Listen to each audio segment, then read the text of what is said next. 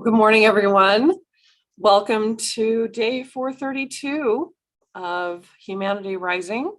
My name is Shelley Alcorn. I'm the Chief Product Alchemist at Ubiquity University, and I am standing in today for the normal host that we have, Jim Garrison, who's our president, was unable to be with us this morning. So we're going to have some fun.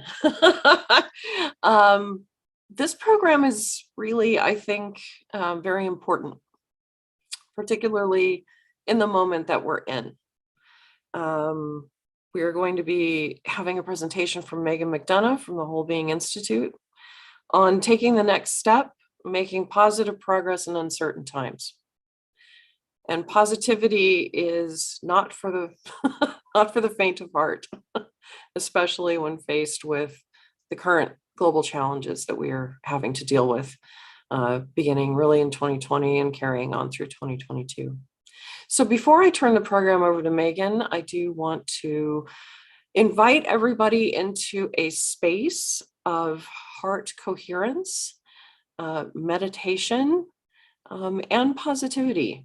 We'd like to begin by centering ourselves in this moment and moving forward and sending positive energy out into the world as we gather here together this morning. So please join me in a moment of positive reflection.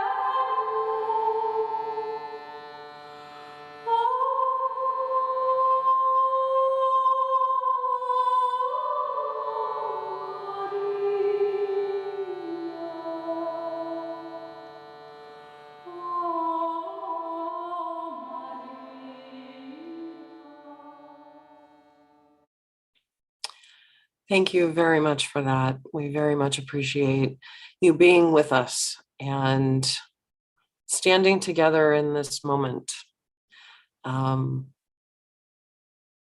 It's a difficult one, and yet stand we must. So now it is my great honor and great pleasure to introduce Megan McDonough, who will introduce us to herself, to Wholebeing Institute, and then take us through what we need to know about maintaining positive progress in times which seem so uncertain and so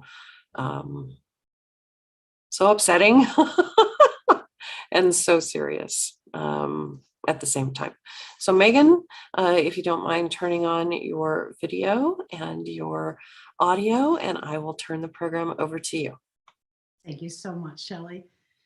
Hello and welcome, everyone. It's really an honor and a privilege to be here with you today. And I want to thank you for your presence here. And I want to thank Ubiquity for hosting and Shelley personally for being here with me today.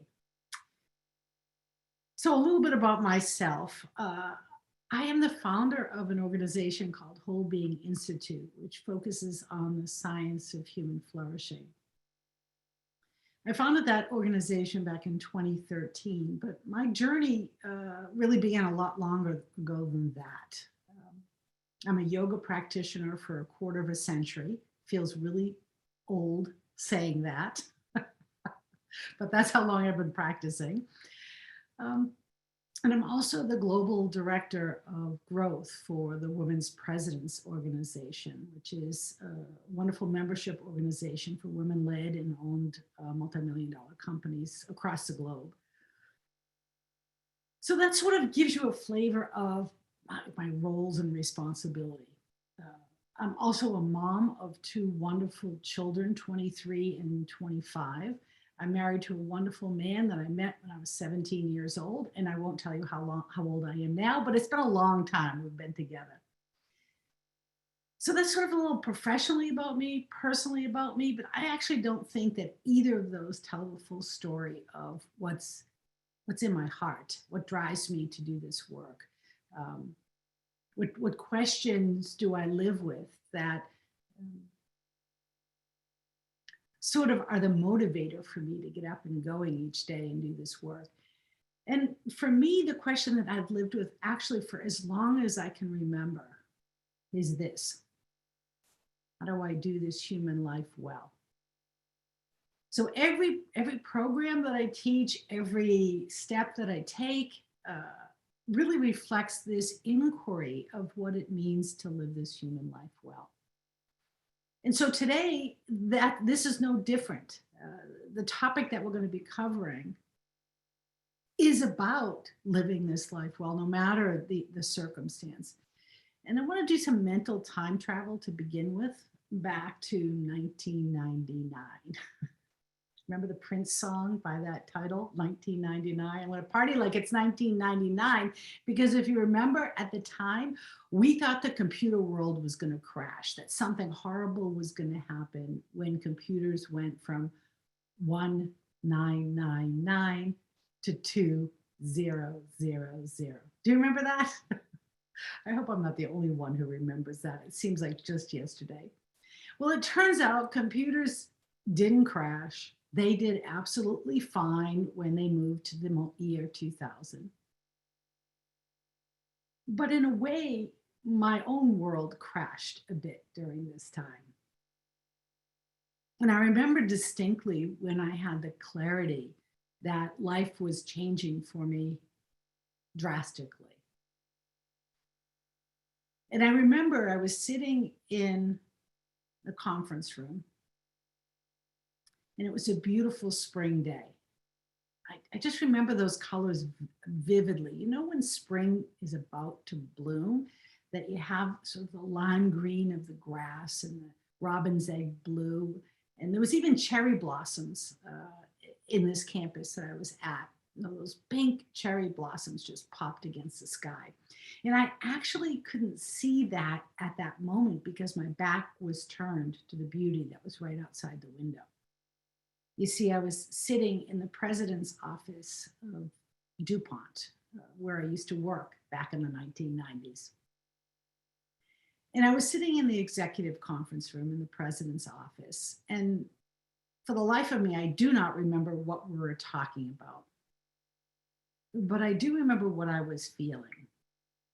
And as I sat there that day with the spring beauty to my back and the conference table around me, I remember taking my pen and I remember writing on the pad of paper that this is killing me. That sounds a little bit melodramatic, that job sitting in the president's office on a beautiful spring day was killing me, but there was a sense that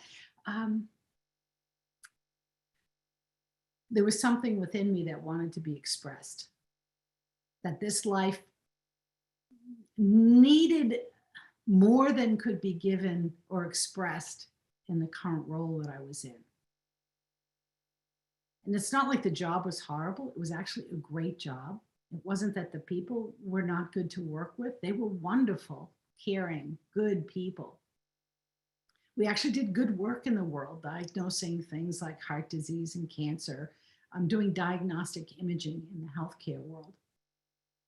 So while it was good work with great people, it simply felt like there was more to be had for my life than where I was now, that I was reaching some sort of end, some sort of conclusion, some sort of, for lack of a better word, an inflection point. And I see someone in the chat is saying that they are feeling the same way today. My biggest fear that I was noticing at the time is that life was going to pass me by, that I was going to be comfortable, have a job, pay the health insurance, do the bills, plan for retirement, but never actually live. My greatest hope and desire was that I would find a way to feel enlivened in this life. My hope was that I would live fully and deliberately and actually engage in the strengths that I had. And so I tell you this story, not because it's a unique story, that it's a story just for me. In fact, just the opposite, that we all have times in our lives where we reach an inflection point. Yeah, now more than ever, the world is in sort of this crazy place between the pandemic and the war. But even before any of that, what we can come up with in our own individual lives are times of very clear inflection points, a point where we know we've reached some sort of conclusion of something, even if we don't know what's coming next. And that's what I want to address today. How can we address those inflection points in our lives more deliberately? And when I say deliberately, I really love what the philosopher Henry David Thoreau said when he went to Walden Pond. So he wrote in Walden, "I went to the woods because I wished to live deliberately, to front only the essential facts of life and see if I could not learn what it had to teach, and not when I come to die, discover I had not lived." Isn't that what we all want? No matter what difficulties we're going through, no matter what joy we're experiencing, like to live life fully, to be fully present, to open, to be receptive to what is. And it would be nice to actually retreat to the woods, but I don't know about you, my life isn't really conducive to taking, however many days off and going to live in the woods. So the question becomes, how do we shape this day, this inflection point time towards the better, taking positive steps? I hope that's what you want to hear today, because that's actually what I want to talk about today. I'm going to share some on my screen so you can see the slides. Can you give me a thumbs up or something in the chat that you can see my slides okay? Slides are good, Megan. Thank you so much, Greg.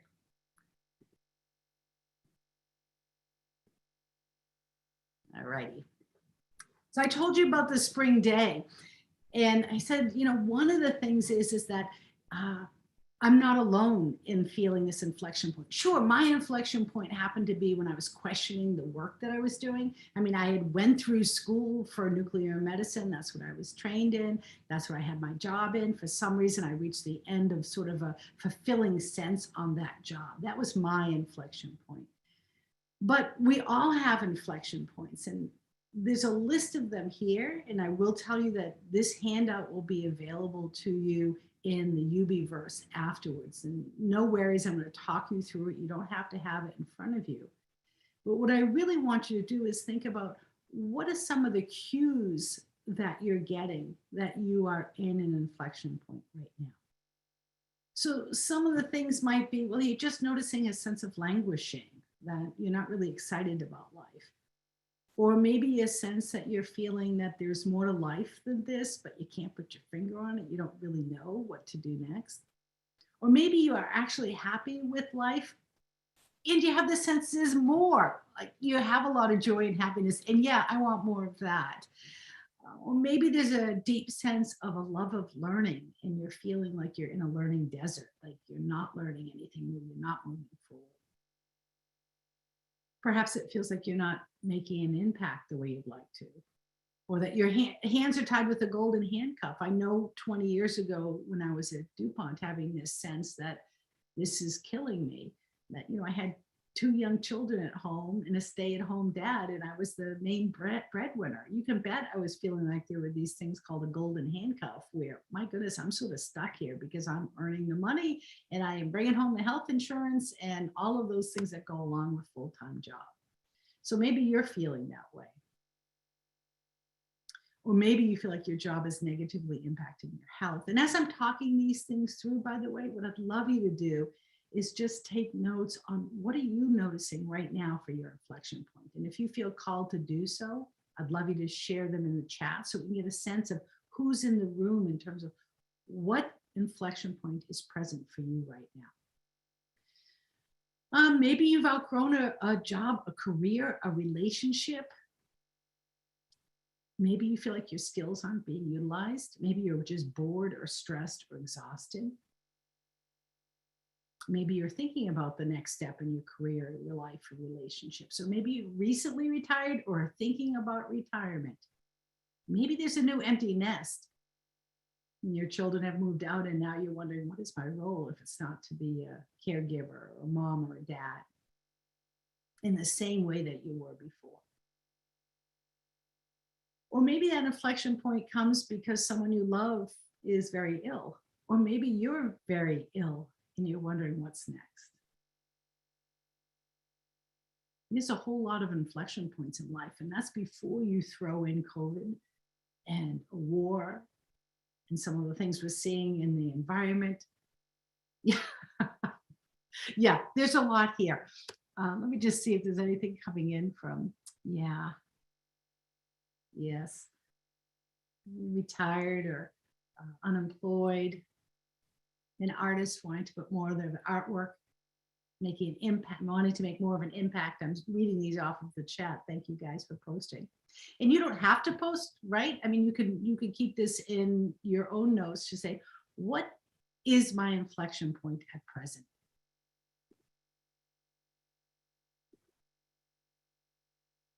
As we look at our inflection points, if we're in our life only looking at what isn't working, it's a recipe for a downward spiral. So the other half of that equation is if there is an inflection point of unemployment or of retirement or of questioning your impact or of an artist wanting to make more of an impact, what is it that you hope for? Hope is a very powerful, positive emotion. And by the way, it is the only positive emotion that actually needs to have a negative emotion associated with it in order to activate it, right? You don't need hope when things are going well. You need hope when things are not going well. And you need something to search for in the future to think about, where am I heading? So when you say your yes, like you're here today, you're here on this Humanity Rising learning platform. Why do you show up? What are you hoping for?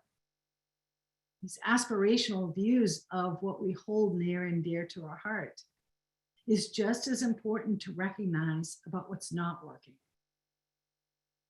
We have on the one hand the thing that's not working. I don't have a job. I can't sell my art. I don't know where I'm going. I hate this job. What do I hope for? I hope for a calling. I hope for learning.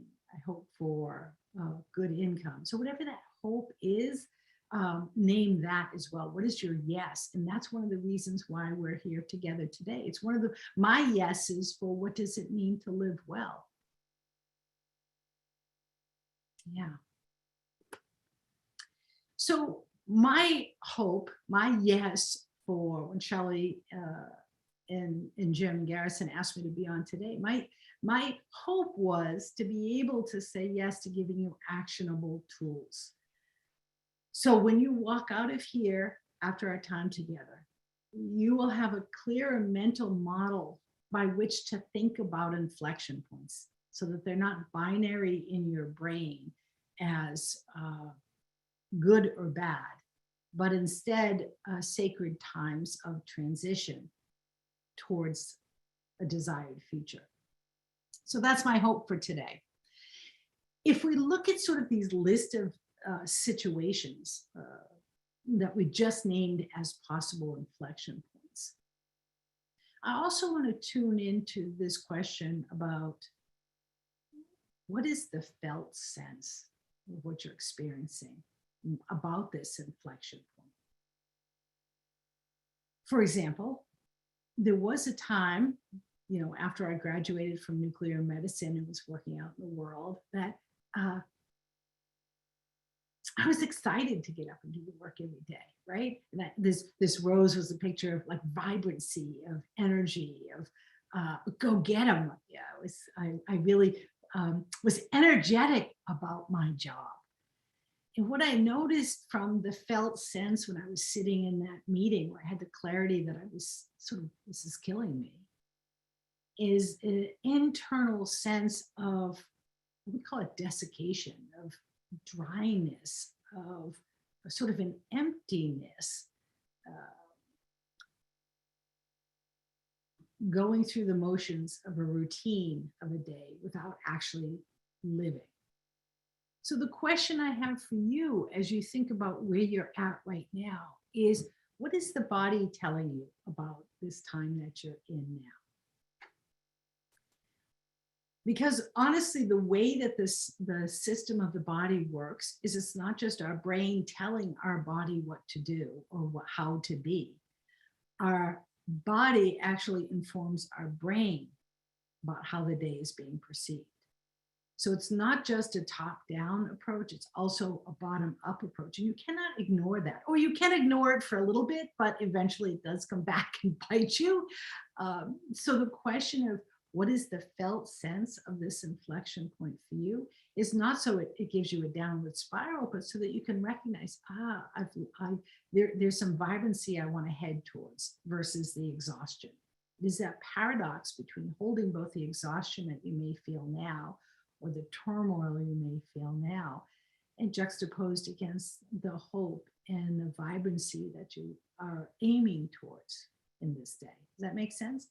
So when you think about some of those things you listed earlier, give me some more feedback. What is some of the things that you feel in your own body? What is the felt sense of this inflection point for you? And I'm going to pause while I watch the chat. Yeah, oh, Kat, I really like this desiccation of not feeling the emotions, just putting them down. That was a really good way of describing that. I would agree with that. There's another comment coming in, hoping that in a world where I can recognize that there's a vicious cycle going on, a more stable person within that vicious cycle will have the courage and capacity to make the first move to break that cycle. Yeah, break that circle, break that cycle. Yeah, thank you. Being a calm presence in the storm.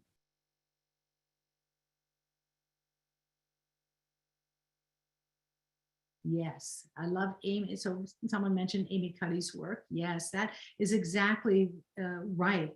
Is the sense that our brain is informed by how we move our body. So thank you for that one, Kurt.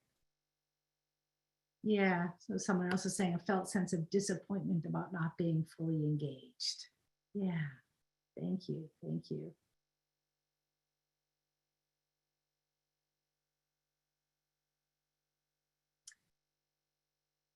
Yes. Yes, I'm just reading the comments. I'm also noticing my clicker is not working really well. So forgive me if my pointer is moving all over the place. Okay, so we talked about the felt sense. This space of who I was at work in nuclear medicine is no longer true for me. That this inflection point is telling me that I am sort of in an in-between state of the no longer and the not yet, meaning that who I was in nuclear medicine, in my diagnostic imaging days, no longer held true for who I wanted to be in this moment. But I'm not yet something else.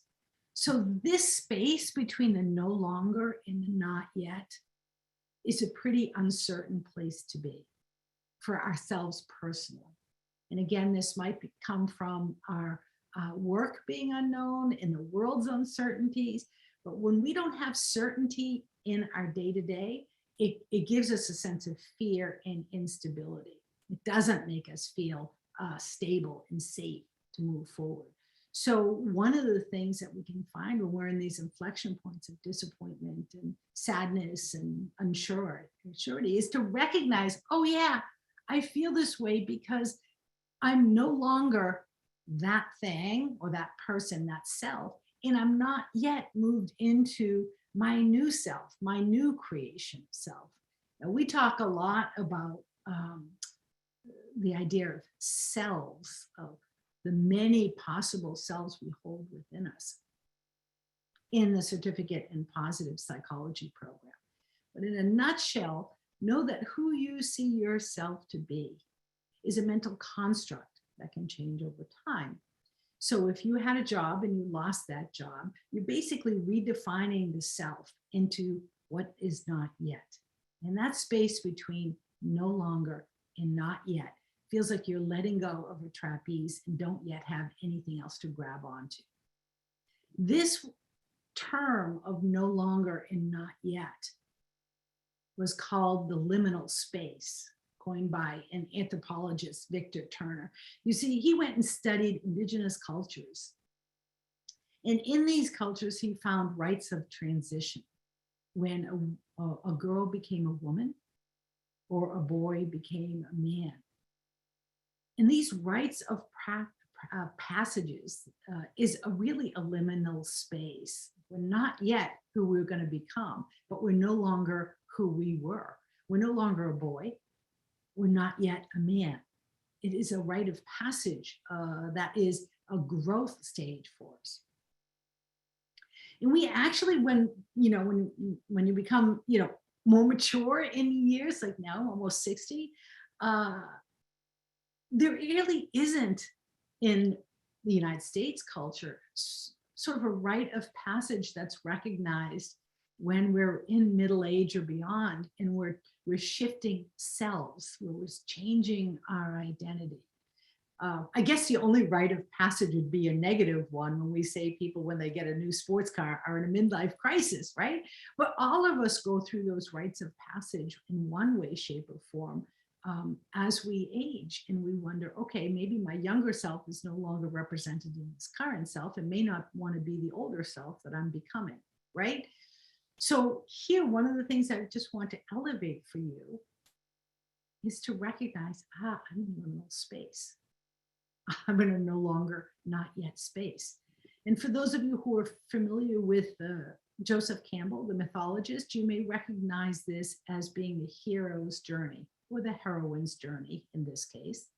In either case, Campbell would talk about the need in our wisdom traditions and in days gone past when people would go on a journey to find oneself. And this hero's journey is definitely an example of liminal space of no longer and not yet, as one goes out onto a big adventure in which one gets to know who they are at a deeper level. It's not like you become someone else. It's actually that you begin to know who you are at a much deeper level and your resources in a much bigger way. There's also in the adult learning theory area, and it was Barbara Vakar who told me about this one, Jack Mesereau, who talked about transformative learning, where we're not just learning facts and figures, but we actually go through some type of disorienting dilemma, some type of liminal space that allows us to learn in a deeper way about who we are. So whether you're talking as this liminal space being a hero's journey, a disorienting dilemma, the first order of business is normalizing that these inflection points in our lives, they're unstabilizing for our psychology, right? They're no longer and not yet add a level of uncertainty to our day. So that's really what I want to pinpoint today, is these are different than sort of the standard problems of life. Disorienting dilemma or a hero's journey or a liminal space isn't a 1 + 1 = 2 type of problem. It needs to be approached differently. And usually when we go to navigate these changes in our lives, sometimes it's like the blind leading the blind. We go to the people we know, and yet they can't really help us out. Or we fall back on our same type of habits, and we find we're not getting out of that, the sort of hamster wheel of thinking that's not bringing us forward. So the navigation of this time is different. It means we have to get out of our own way and think differently about sort of the transitions and inflection points that we're facing. And the first thing I'd like to point out is a specific mindset about this liminal space. This is, my friend, a sacred time. It may feel really crappy. It doesn't necessarily feel great to be in liminal space. But that doesn't mean that it's not sacred. Like the sacredness of that space between the no longer and not yet doesn't have to feel pretty and positive and all unicorns and rainbows. The sacred times in our lives of fire and transition can feel scary. It can feel anxiety producing. They can feel terror filled. That does not make it any less sacred. So having the mindset of sacred time helps us put into perspectives the feelings that we're having, not having to be overtaken by the feelings that come up during these liminal times. Like this is part of the process. This is part of finding out who we are and where we're going. It's part of the human experience. None of us get out of this human experience unscathed. We have experiences, adventures, relationships that leave a mark. We have a way of thinking that leaves a mark in our brain. We have a way of being and acting that leaves an imprint on our psyche. So this time of liminal space is a sacred time. And to honor that rite of passage, even if the whole rest of society doesn't, we can, within our own container of self, recognize the sacredness of it.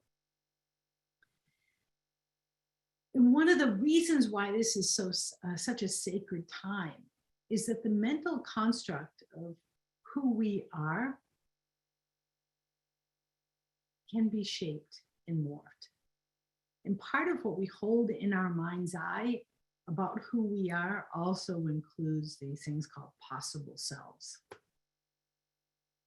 So possible selves are the mental construct we hold in our head about who we could become.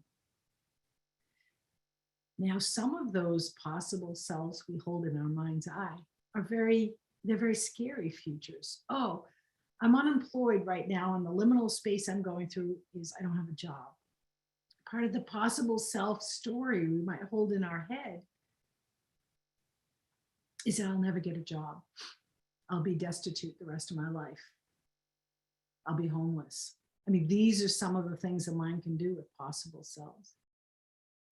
And so realizing that this liminal time is really the mind constructing possible selves for the future, we can then more consciously structure how we use our possible self thinking in a way that supports us.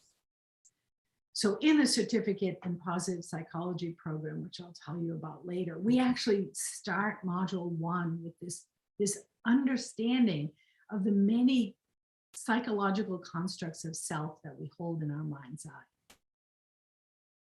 We have the ought self, who tells us what we should do to be successful.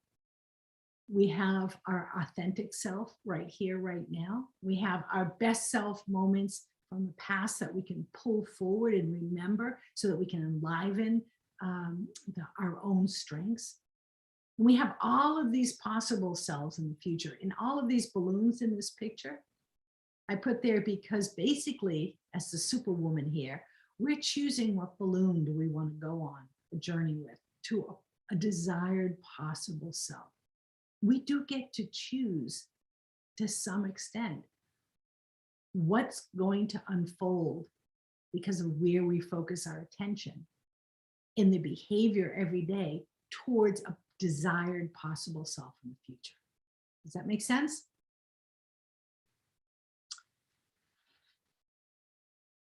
So 1, this is a sacred time. 2, we're really evaluating the many possible selves in the future that we want to really build over the course of time today. And because this isn't a 1 + 1 = 2 problem, most of the time our timelines are very warped. We look at these transition times of these sacred times as, oh, I'll do X, Y, Z, and by tomorrow I'll have it figured out. Doesn't happen that way. When we're doing liminal time, and what Bruce Feller in his book, Life is in the Transitions, he called these life quakes, when things change in our lives and we recognize we have to reorient the ship, that they're longer than a day or two, right? It might be a year in the making as we reshape the next steps, or longer. And that's one of the reasons why the certificate in Wholebeing Positive Psychology is a 9-month program, because what we want to do is actually give ourselves space and time for this sacred time, right? We're not going to rush through. We actually have to explore and reflect upon those things that are most important and let unfold the next steps instead of trying to solve a problem. The last point about this sacred time of no longer and not yet, and I am so guilty of this one. I jump into wanting to perform, to reach a goal, to get it done, to move on. It doesn't feel good to be in this liminal space. It feels uncertain and fearful. So we want to perform to get out of it. And I'll tell you that part of the journey is learning and looking at the goal through the lens of learning versus performing, at least for some time, gives us some comfort that we don't have to perform right off the bat. We don't have to solve the problem right off the bat. We can give ourselves space to learn, to explore, to play in the sandbox. Yeah? I'm just going to pause because I see some things in the chat and I want to make sure that I didn't miss anything. Thank you, Leo. He put in the chat a book about the transformative dimensions of adult learning by Jack Mesereau. Thank you for that, Leo. I love that. And there are some other good books in here too that other people are putting in. You guys are wonderful. Look at all this. Leo also wrote, Victor Turner was a British cultural anthropologist best known for his work on symbols, rituals, and rites of passage. His work, along with that of Fred Gertz and others, is often referred to as symbolic and interpretive anthropology. Wow. This is fantastic. I thoroughly support it. Thank you. So the question then begs, all right, if this is sacred time, if it's liminal space and I'm learning, not performing, how the heck do I go and navigate it? So what I'd like you to do is on a piece of paper, I'm going to draw 3 steps going up. And I'm going to spell out here's a way to approach these type of problems or these type of times in our lives.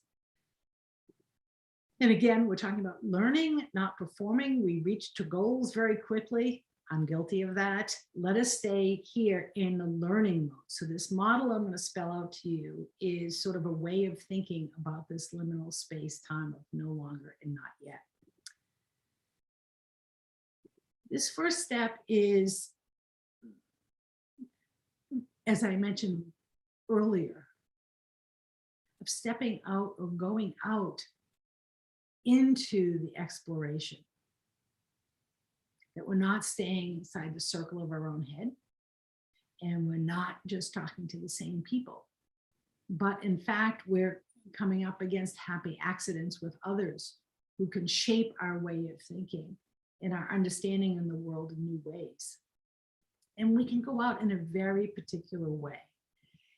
In the field of psychology, there's a thought called the growing tip. That is the part of the plant that is actively growing out, creating new leaves, the very end of the branch that's reaching outward to the sky and the sun. Well, science a lot of time, in psychology, for example, was focusing on what was wrong in the human condition, what was broken, what had to be fixed, what didn't work, what problem needs to be solved. The opposite of that is focusing on what does work, which is what positive psychology focuses on. what works in human flourishing. So when I say go out and explore, you're going out and exploring what's working. What are other people I respect studying or doing in their life that's working for them? What conversations can I have with them that give me a new understanding? And of course, this is what the whole of Ubiquity University, the whole of what Humanity Rising is about. That's why we're here. That's what we've been doing for 2 years now, right? Is having conversations with others. Like, how many of you have learned new things through these last 2 years, through this difficult time, because of what you've reached out to here in Humanity Rising? This is an example of growing tip. So you can be part of the growing tip by actively taking your attention to what's working. Where are the problem solvers? Who's doing unique things? In the work of science, for example, in positive psychology, you can say, what meta-analysis is being done on gratitude, on living well, on human flourishing? And by the way, we're very lucky that we now live in a time where people are interested in studying the growing tip. Because in the longest time, we were only studying what was wrong with the human condition. And you are not going to find an answer for human flourishing by fixing only what's wrong. That's part of the equation, but it's not the full equation, because you could fix everything that was wrong and you still might not be flourishing. You might just be, okay, I'm not broken, so therefore that's enough, right? So when we step out into this liminal space, wake up and say, okay, where can I reach out to? Where can I go out to mentally, relationally, spiritually, emotionally, so that I have these connections with others that are opening my mind and my heart and my hands in new ways. Which is why I'm thrilled to be working with Ubiquity University, because it's given me that opportunity. Which also means that we have to take this second step of being receptive. Like, there's no sense in going to the growing tip person. And I actually recognize this in myself this morning. I saw someone on Instagram that is doing a great job, and I felt myself kind of being jealous. And I sort of was shutting down what she was saying. Oh, look at her. And I caught myself doing that. I'm saying, well, you're not being receptive to what she's doing right, that you may benefit from, or the world might benefit from. So there's a need for us to be willing to be receptive. Because there are times in life we have to use our will to make things happen. In liminal space, it's more like a willingness, not a willfulness. Willingness to be receptive.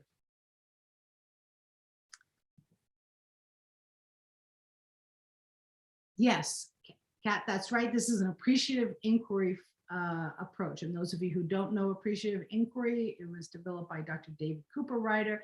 It's about taking the best from the past to inspire the present to build a better future. So we can do this, but we just haven't really been taught to do this. We teach it extensively in the certificate in Wholebeing Positive Psychology. It's a skill. It's a skill not to ruminate on what's wrong and broken and needs to be fixed. And instead, liberate your mind to notice what's working, what's good, what's sustainable, what's regenerative, what's energizing. And then this last point about going out is giving ourselves permission to be human. And this is a phrase that was coined by Dr. Tal Ben-Shahar of Harvard. We talked about giving ourselves permission to be human, as if we need permission to be human, but many times we beat ourselves up because of our humanity. I shouldn't have done that. I should have done this. I wish I'd known that. Or how do I get this? And we beat ourselves up for the simple thing of being human. We all make mistakes. So can we give ourselves, during this time of going out, of knowing we don't have all the answers, giving myself permission to be human, being vulnerable, being open, saying, I don't know how to solve this problem. What do you think about this? Or how would you approach that? So having people in our lives who we can be safe with as we open up to explore the vulnerable things that we're feeling.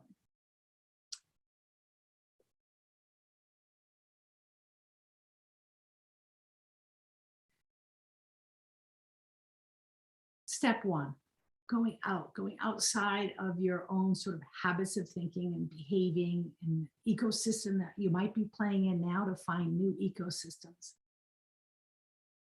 You ready for the second step? And Shelley, if I'm missing any questions, let me know. I see some chats coming in. I'm not keeping up with them all, but let me know if I miss something that I should address right away. Which leads me to the, thank you, Shelley. It leads me to the second step. If we're going to go out, it's not about just, we don't go out in order to find the right answer out there. We go out so that we can explore that in here. So it's almost like we're going out in order to come in. I sometimes think of the shape of the torus, which is a donut shape that, we're going out into the world, we're gathering, learning, connecting, inquiring, and then we're testing it out in the ecosystem of ourselves. We're going out in order to come in. And that inside activity is not because someone else out there is your guru, or someone out there is going to give you the answer, or someone out there, if you bow enough, you'll get enlightened. That's a dangerous place to be, when someone out there holds the keys to your happiness. We go out there so we can test it out in here, and we can ask ourselves the question, is this true for me? For example, gratitude.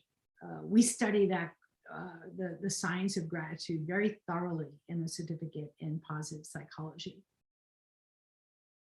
And the practice of gratitude may have more impact on one person than another. So even though all the meta-analysis on gratitude shows us this, it's a bell curve analogy and doesn't tell us specifically how that practice will impact you. So you can have a cognitive understanding about why and how gratitude practices work. That's intellectually interesting.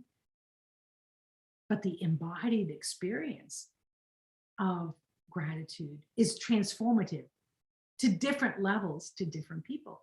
So you have to try it on for size. You have to do the work. You have to try the practice on over a given period of time so you can really assess, how does this shape me? It also means that as we go in, that we get better clarity around our own values. Now, if you're enjoying this conversation, I invite you to join me for the conversation next week. I think it's the 23rd, March 23rd, because I'll be doing a second series on Humanity Rising, speaking specifically about values and how important it is to have a stake in the ground, especially when times are uncertain, about what it is we value, what we stand for in this life. So more to come on that next week. I just want to bookend that it's important here for the second step. As we have our own questioning about what's true for me and what values do I hold, it also begs a question, what are my aspirations? Where am I heading? Where am I wanting to go? Because that sets up this behavioral activation for today, that you begin to take action based on your values and your aspirations of tomorrow while you're living today. That's the key. Like, we're not living for some future self. We hold that in our head and in our heart, but our hands today and our attention today is what we're activating in today.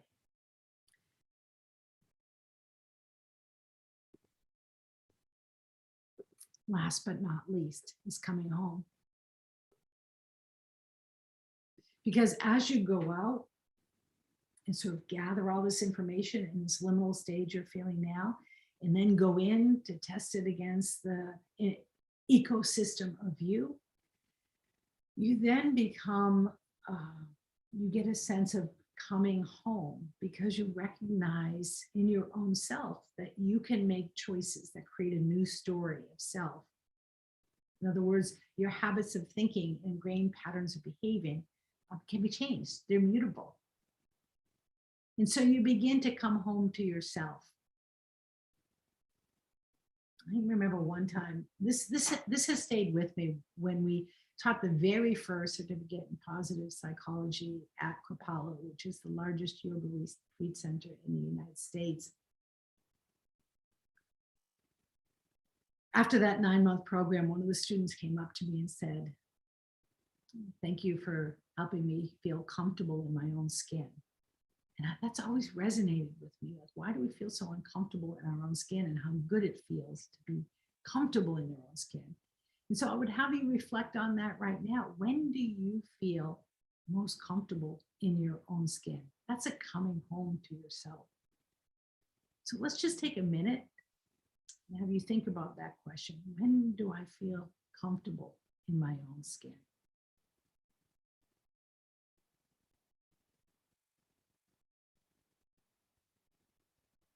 Journal for that question. And as you journal on how you feel comfortable in your own skin, know that what you're doing is creating what's called adaptive coping. Now, we have a whole ton of ways in which we maladaptively cope: drinking, drugs, eating too much, binge watching shows that have no value to us. But when we become comfortable in our own skin and we know our values and we know what works for us, even in liminal times, in uncertain space, even in the difficult times, we are able to cope in a more positive, adaptive way that's sustainable. So if you feel called to do so, in that reflection of when do you feel most comfortable in your own skin, write that down in the chat. When is it that you feel most comfortable in your own skin?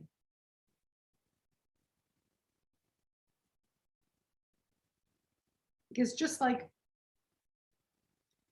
the embodied cues of when you feel desiccated and dry and de-energized, it's just as important to recognize, if not more so, those moments you feel comfortable in your own skin, enlivened, centered. Yeah, dancing. Oh, we got a couple of dancing people here. Yeah, comfortable in my own skin. When you're in flow or painting, and I'm out in nature. Oh, lovely. Or when you're creating something new, dialoguing with loved ones.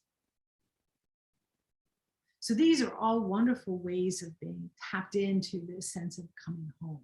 The boundaries open and we're receptive to where we're at.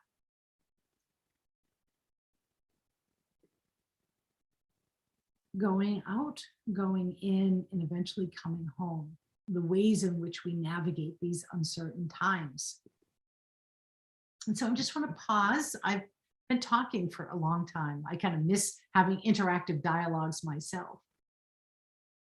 Thank you. Dancing in nature, backpacking, surfing. Ooh, love that. I want to ask you, what is one thing I've said so far that resonates for you? I'm just going to pause, take a drink, and I'd like you to type down in chat or even write it in your journal if you're watching this recording after. What has resonated for you?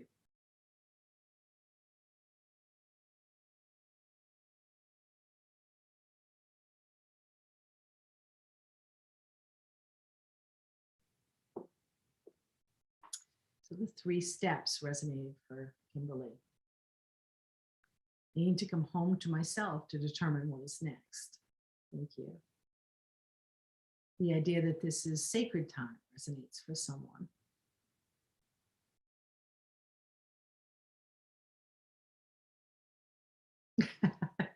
It says all of what you've said. There's a lot here. Yeah, positivity works wonders. And maybe next week, Kurt, I'll talk a little bit more about positivity, because positivity sometimes rings wrong when you're in very challenging times. Because people think of positivity as a smiley face thing. So I'm going to add that to what I talk about next week. What do we mean when we talk about positivity?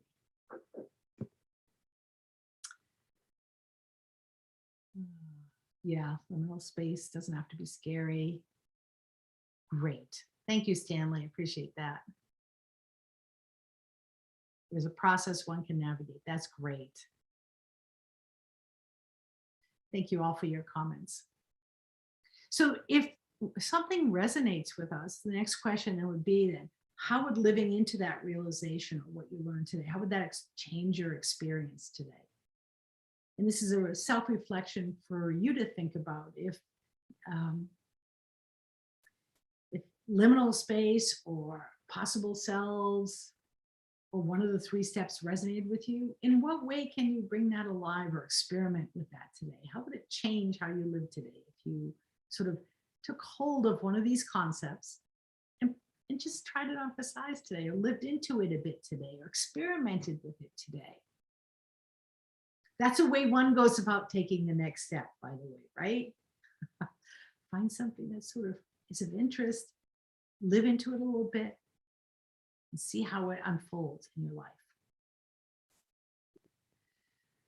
Now, talked about this no longer, not yet, as jumping across a chasm of liminal space. And I want to be totally transparent that when I was going through this for myself back in the 90s, it did not feel like I was making positive progress. It did not feel like jumping a chasm at all. It felt much more like this. Remember when I wrote that on my notepad, that this is killing me? It didn't feel like I was jumping a chasm. It felt like I was standing on a cliff. I couldn't go forward, couldn't go back the same way I just came, and I couldn't go left or right. So it felt many times that there was just sort of a frozen sense in that moment. And I promised in the write-up of this program today that I would give you one word that would help you navigate this sense of no longer and not yet, being frozen on the edge of a cliff. And that word is, whoops, the word is gone. Wow, no, I'm not going to give you the word yet. Hold on to that cliffhanger. I will give you the word, I promise. But I guess I wanted to go into this sense of how we tend to react when we're feeling at the edge of the cliff. Here's what we tend to do. One of 3 things. This is my main mode of answering when I feel like I'm at the edge of a cliff. I try and fix it. I try episode number A, and then I try experiment number 2, and then I try intervention number 3. I'm sort of a fix-it person. Many times liminal space doesn't react really well to trying to be fixed, to try and be over and done and moved on with. The other sort of thing we tend to do is grit our teeth, as if to say, when I get that job, then I'll be happy. Let me just grit my teeth and fill out all those applications. I'll just grit my teeth and do it. So it's not like we're trying to fix it. We're just sort of trying to grind out what has to be done. So we grit our teeth. The third thing we tend to do when we're standing on the cliff is give up. So we are unemployed. We either try and fix the problem, or we talk to people about it. Let me get a job, any job, like move, move, move. Let me grit my teeth and fill out all these applications and just get on with it. And when I get the job, I'll be happy. Or give up. I'm not going to fill out any applications anymore. Now, sometimes it's helpful to have a mindset of fixing something. Sometimes it helps to have a mindset of gritting your teeth and persevering and making it happen. And sometimes it feels good to surrender. I'm not saying any of these things are wrong. I'm just saying if you only are trying to fix, grit, or give up your way through liminal space, we're missing a really big opportunity. And that's the mindset of, before I tell you the mindset, what's your tendency? I tend to try and fix things. Do you tend to grit your teeth and persevere, make it happen? Do you tend to give up? And that's for you to answer. What I'd like to suggest is that this another way of looking at this liminal space, and this harkens back to that learning versus performing. That we look at this liminal time as a time of growth. Anytime we go out into the unknown, it's a time of growth, of opening up, of being receptive. And this is what's known in education as the growth mindset. We can have a fixed mindset of either I'm good at something or I'm not, and that doesn't really help us at all. Or, this is the work of Carol Dweck, we can really foster a growth mindset where instead of just trying to fixing a problem or gritting our teeth or giving up, that we grow into it and we inquire and we question and we're curious. And in that growth mindset, unexpected things happen. And this growth mindset is really an inquiry. It's an asking, who am I? How do I want to live? How do I want to love? What's most important to me? These are all great questions to dive into. Here's the word I wanted to give you. When you're feeling like this in your growth mindset, one of the things you want to do is use the word and. I am feeling at the end of my rope with this job. I can't take it anymore. This is killing me. And I'm open to new experiences and new possibilities to shape a better future. I don't have a job. And I'm filling out 2 applications today. This word "and" is a bridge between the truth of your experience now and an equally held truth, at least as equally true, if not more than, the original fearful response. This "and" is a bridge for your brain to be able to see more than just the narrow negative focus of what's wrong. I don't have a job, and I'm talking to someone this afternoon.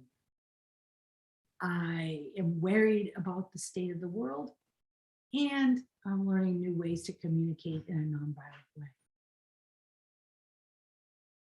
This "and" is a way of opening up the aperture of your attention. And it's part of the Barbara Fredrickson's broaden and build theory of positive emotions. The more we can open up our mind, the more possibilities we're going to be able to see.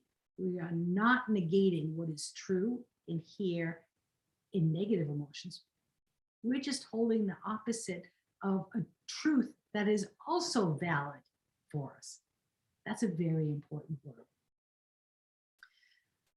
I'm taking the next step. I'm opening to explore. I'm learning, being supported, living fully.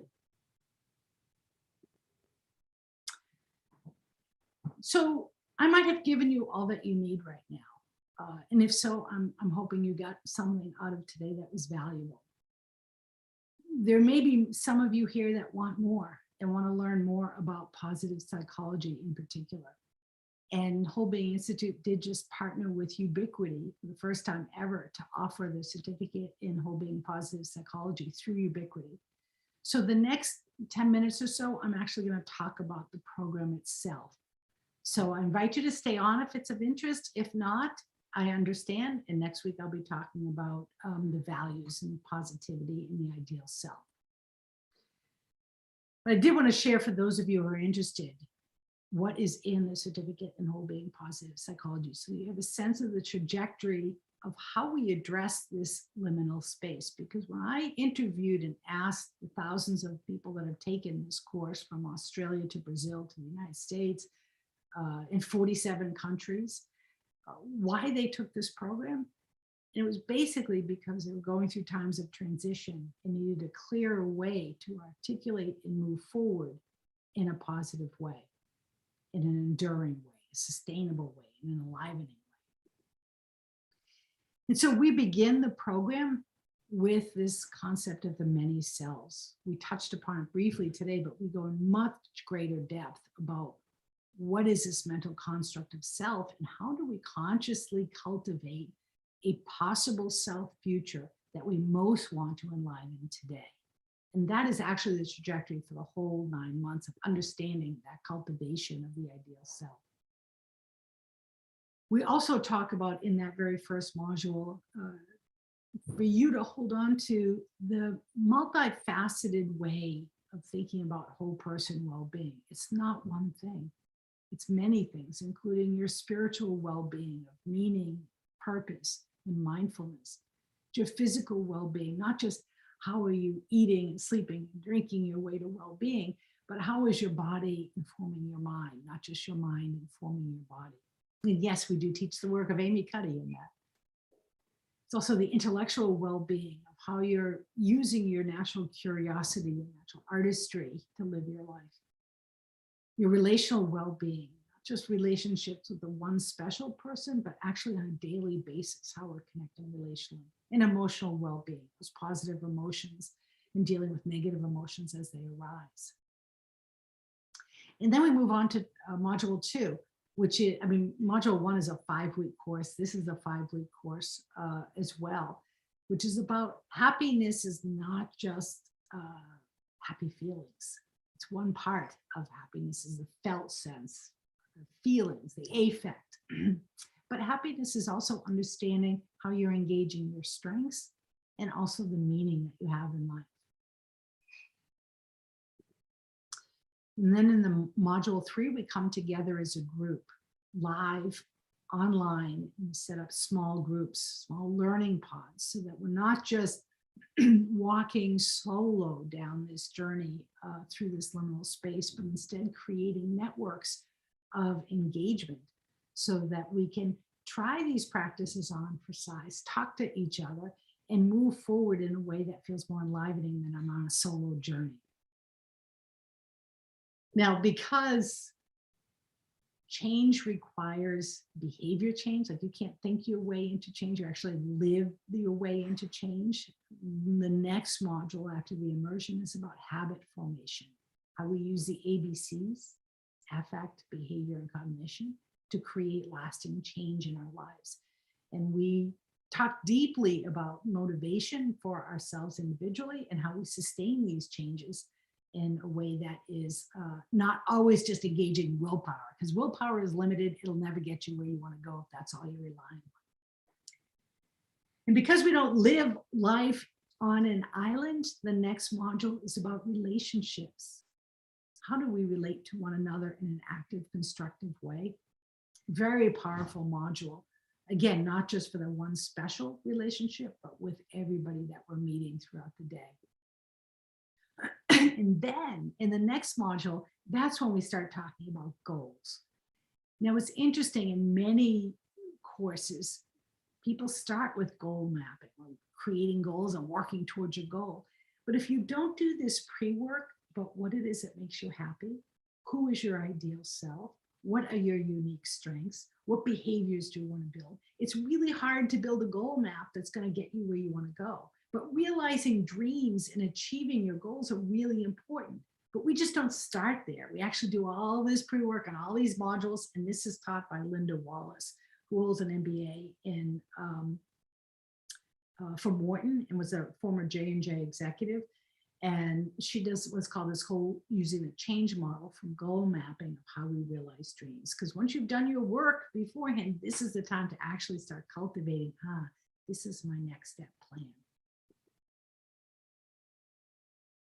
And then, because nothing ever goes as planned, the next module is taught by Dr. Maria Serwa, and it's a module on resilience. How do we pick ourselves up when things don't go as planned, when life drops a bomb? Oh my God, maybe even literally in the case of Ukraine, right? How do we cultivate and build resilience and the skills and perspectives of picking ourselves up when times get tough? And then module 8 is about leadership, and I teach that one, which is not just a one way we think about leadership, but how we think about leading ourselves, how we think about leading others, and how do we think about this shared leadership action so that it's not just us thinking we have all the answers, right? And then we come together again for the final immersion, in which you as the student will present a 20-minute presentation on what you found personally compelling about positive psychology, or your work application of that in the world. So those final projects might be a gratitude jar in your family. It could be a presentation in corporations about human flourishing. It could be writing a song or a poem, or doing art, doing some type of final project about some aspects of positive psychology that you want to serve forward up in the world and for yourself. that is the course of positive psychology as a whole. And one of the things is you could pay $60,000 for an applied positive psychology master's program. And if you think about this value of the program for yourself, I mean, it took me 10 years to figure this out on my own. I wish I'd had a course like this back in 1999. I think it would have shortened the curve from where I was to where I wanted to go. And so we're enrolling now in this course. I do believe it's already up. This is the sort of bit.ly link, Ubiquity CIWPP, and Shelley will probably put that in the chat or in the video underneath. That is all I wanted to share with you for today. Yeah, we've been on for a long time and I've been talking for a long time. I want to thank you for your attention and your intention for going forward. It's been an absolute pleasure being here with you today. Well, Megan, thank you so much for a wonderful program focused on key things that people can actually do. There we go. Which is I like wonderful. that. Yes. Yeah. I love that. I love that.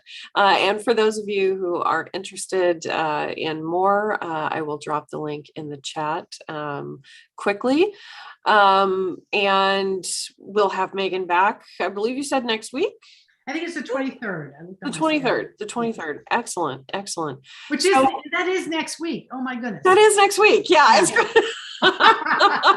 Exactly. And for those of you who did join late, I am sorry the time changed in the US.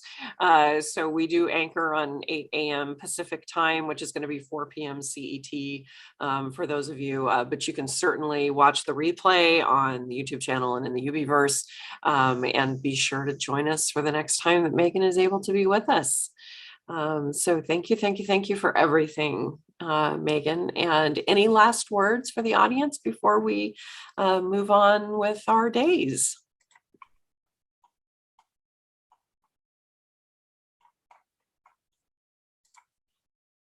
Nope. I think we're good. Well, thank you again, everyone, for joining us on Humanity Rising. Join us tomorrow when we will have another fantastic program for you. And we enjoy seeing all of you here and in the chat when we can be together. So thank you. And all the best to you, Megan. We'll see you next time. Thank you. Thanks so much. Bye.